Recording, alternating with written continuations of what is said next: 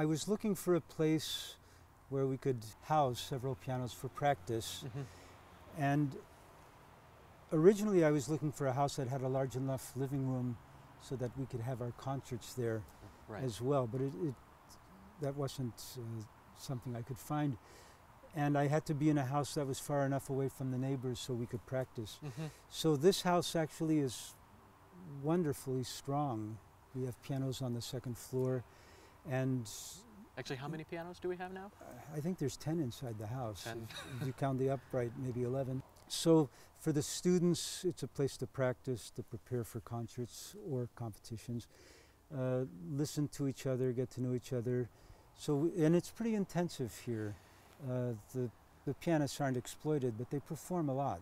And then we have a very loyal audience that's developed into a sizable audience now.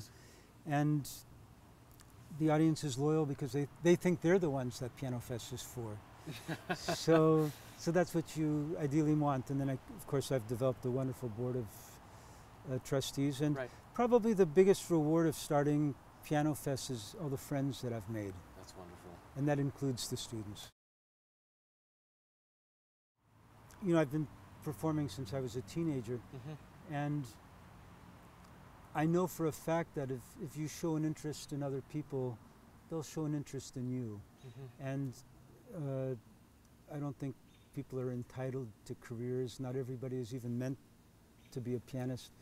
But and while there are always exceptions, the people to me that seem to have the best and most fulfilling careers are the ones that are warm human beings, good people, and attract people to their human qualities as well as they're playing. You know, in New York, you can go to Central Park and shake a tree and 3 pianists will fall out who can play Prokofiev Third Concerto for you. So conductors can choose who they like to make music with. I can choose, you know, who I'd like to be around. So it's a variation of the golden rule.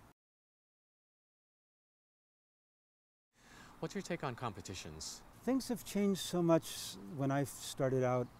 There were many things called community concerts. Columbia artists had community concerts. And today, those small concert series, which were based on subscriptions, so they would hire a Pavarotti, and then people would buy the subscription for the other 4 concerts, and it gave young people like me a chance to also perform. But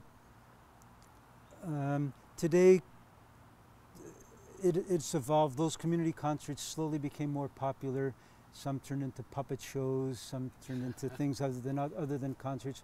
So today, piano competitions have almost taken the place of regular recitals during the winter. And while in one sense, I don't think that one becomes a pianist to enter competitions, it's true that if you do well in a competition, or even if you don't win, it helps you to meet other people. That accelerates the idea of people hearing you, being heard, and meeting other people competing at the same time.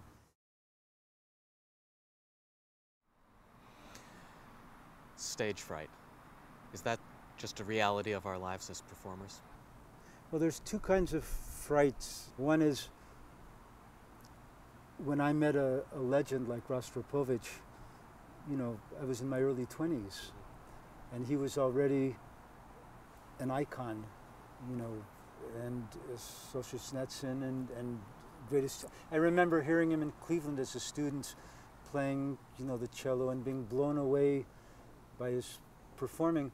And then, so I was afraid of him, or afraid of making the correct impression for Rostropovich. And in fact, I remember I asked him, would he like to have a dress rehearsal at the piano? Not a dress rehearsal, but a rehearsal at the piano before our rehearsal at the Hollywood Bowl. And he said, no. So I came in time for the orchestra rehearsal, and he stormed at me and said, why weren't you here an hour ago for the piano rehearsal? Well, because I'd asked him, could I have one before, and he said no. So one is just the inequality of experience and this. And the other is just dealing with the stage fright of doing your best at the instrument. The more you think about the music And the less you think about yourself, the better chance you have to do your best. So I even think about how I'm going to walk out, how I'm going to hit the first notes. You know, I plan from my knees to the first note. And before I start the piece, I think about what tempo are the fastest notes in the first movement, and how will I deal with starting in the tempo that I want. When I play any passage, I didn't always used to think, should my elbow be in or elbow be out, or I sort of did it by trial and error and repetition. Now, before I start practicing, I ask myself, based on what I've played in the past, what's the best way to approach this? And it's amazing. And you know, we all stand on the shoulders of each other. I remember working so hard on some of the Brahms Paganini variations, one in particular, and I had a student working one, and I devised this sort of jumping technique instead of crossing the thumb under and this and that. I said, try this. So he just did it. And you know, I saved him my months of work trying to find a solution for that particular musical and technical problem.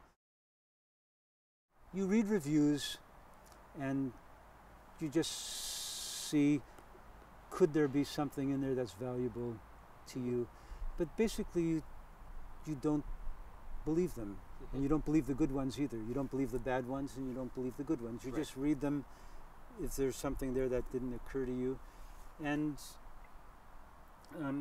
if you're traveling a lot, the advantage is that you leave town. If it's the only concert you've played all year and it's a bad review, it's like a public spanking, and it's not good.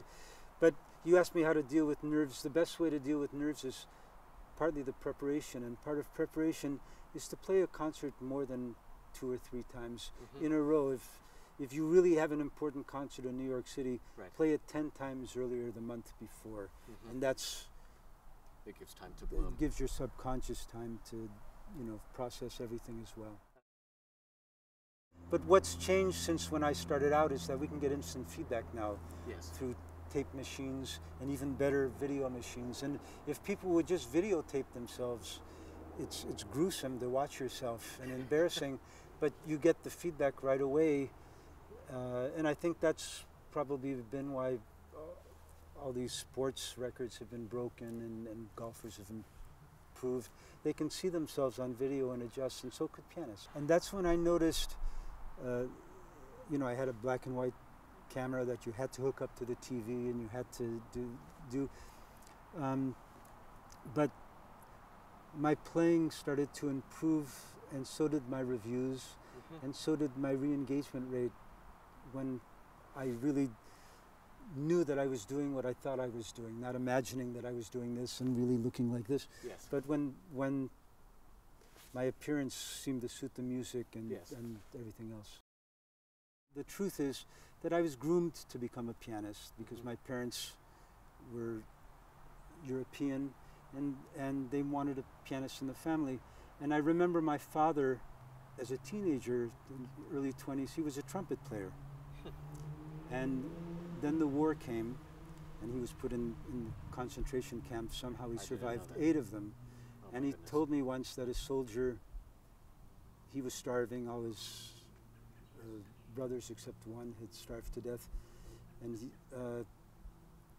soldier offered him a loaf of bread for a gold filling. So he took a plastic knife and he tried to carve out the filling. Instead, he carved out the whole side of his lower, all his teeth. And he said the soldier only gave him a slice of bread, not even a loaf.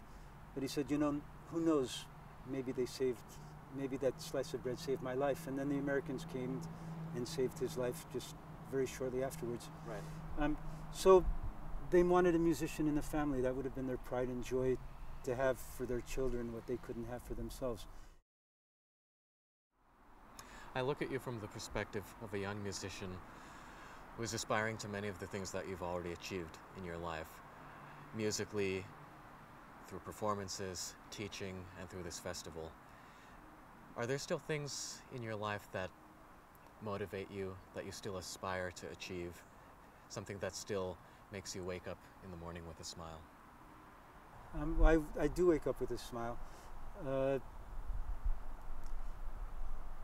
first of all, there's never enough time to just learn all the music that I want to. I'm still learning new pieces all the time. But on one hand, one thing nice about, I don't feel like I'm in my 60s, but I can sense that other people treat me differently. So I get what I was afraid of with Rostropovich, now other people are, afraid of from me. Right.